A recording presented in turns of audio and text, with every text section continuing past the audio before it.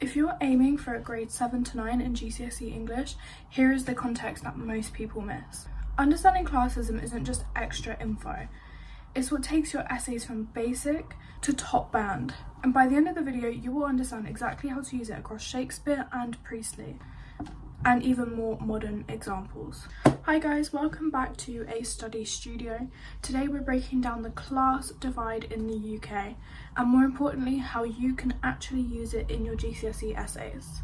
Before we even get into the text, I'm going to ask you a quick question. Have you ever written an essay that's technically good, but it's just not hitting those top bands? That is usually because you're missing context. And that actually means something. Classism is one of the most powerful bits of context that you can use in both Shakespeare and with your Inspector Calls essays as well. So we're going to talk about Shakespeare now. He constantly explores class, but not in an obvious way. So you might not have thought about this before. So, for example, in A Midsummer Night's Dream, the rude mechanicals, which are the working class characters, they're presented as hardworking, but they're also foolish, so they're used as comic relief a lot of the time. This kind of shows the attitudes of the time. So obviously Shakespeare lived in an Elizabethan society, and at the time the lower classes were seen as less intelligent than the higher classes. So by using them as the comic relief, that is him kind of working that into his works. He also doesn't just reinforce the class ideas though, he also challenges them. So what I mean by this, in Much Ado About Nothing, there's a character called Don Pedro. He's a prince, but he behaves very selfishly and manipulatively. He's not really embodying how the nobles should have acted at the time. So despite his high status, he lacks real nobility. This is a grade 9 insight. Shakespeare is suggesting that power and wealth don't equal wisdom or morality. Another key technique that Shakespeare uses is his language. So you might have noticed that the lower class characters will speak in prose, but the higher class characters tend to speak in verse. And that will reflect the differences in their education and their status. And critics at the time did pick up on this. They wrote about it quite extensively, and that is a point that you can use in your essays. So here's an example line that you could use in an essay. Shakespeare uses structural differences in language to reinforce class hierarchy, and then you can explain that difference between the verse and the prose. But overall, even though Shakespeare doesn't openly criticise the system, he subtly exposes the flaws in it, especially the arrogance of the elite. So these things aren't obvious, but they're in there. Now we're going to talk about Priestley. He is much more direct. In an Inspector Calls, he is openly criticising the class system. The play is set in 1912, which is at a time where the class divide was very, very strict. The upper class owned businesses and wealth, and the lower class worked for them, the working class. And the two, they rarely mixed. But here's the key context.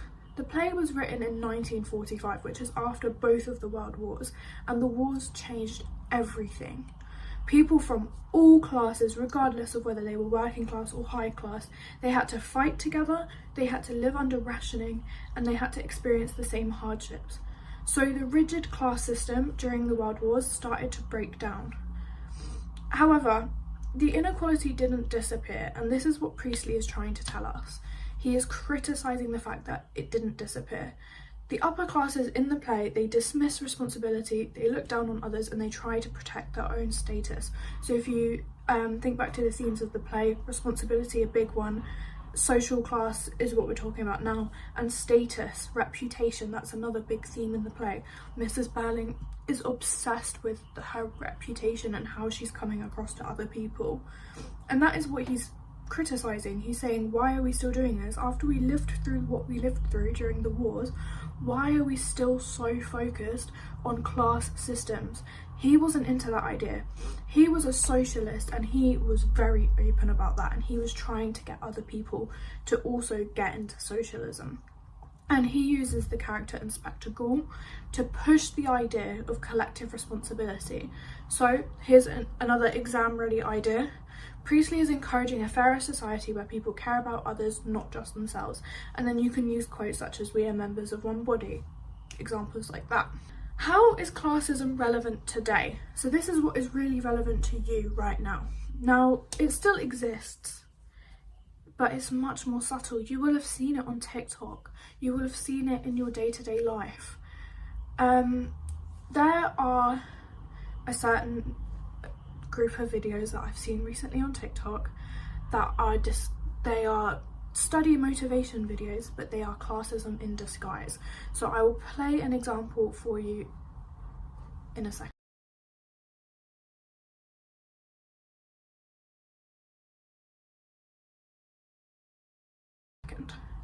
These videos, they mock working class people. They mock working class people's accents and their lifestyles. They include stereotypes about council estates. They look down on people from poorer backgrounds. I did a TikTok about this. I will also insert the TikTok that I made so you can see my opinion on it. If you're doing your GCSE exams right now, I'm sure you've seen videos like this. I'll put the picture on the screen. These videos are extremely offensive, and I know the example I used was an older video, but I see them all the time still. People are still making them. Your classism is showing through so strongly. To the people that are making these videos, how are you seeing this and thinking this is okay to post? Doing well in your GCSEs will not make you rich. There is an underlying issue in this country, and doing your GCSEs is not going to solve it. I'm speaking as someone who did very well in my GCSEs and I was still homeless. And I'm still just one bad day from being homeless again. It makes me so unbelievably angry when these videos pop up on my For You page. Because I'm on my tutoring account a lot, I can't be bothered to switch between. I get these kinds of videos all the time. And it makes me so mad seeing them. So if you're seeing these kind of videos, do not like them, do not share them, do not save them, do not interact with them, because the blatant classism is just disgusting. There is also something called a poverty premium. So that means people with less money often end up paying more for essential items. So if they were trying to get credit, they would pay a higher interest rate. Houses are on prepaid meters rather than a direct debit system. So the flat I'm in right now is on a prepaid basis.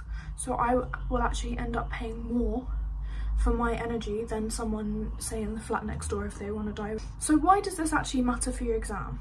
It shows that the class inequality isn't just historical, it is ongoing. It is still relevant today. And that makes your analysis even more relevant and sophisticated if you can comment on at the time it was written and how it's still relevant today.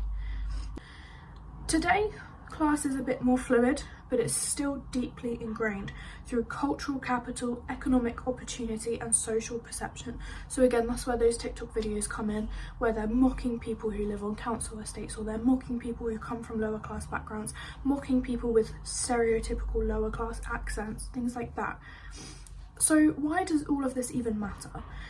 If you understand class like this, how I'm explaining it to you now, you're not just describing the text, you're going deep into why the text was even written and how it's relevant to the audience that it's being presented to.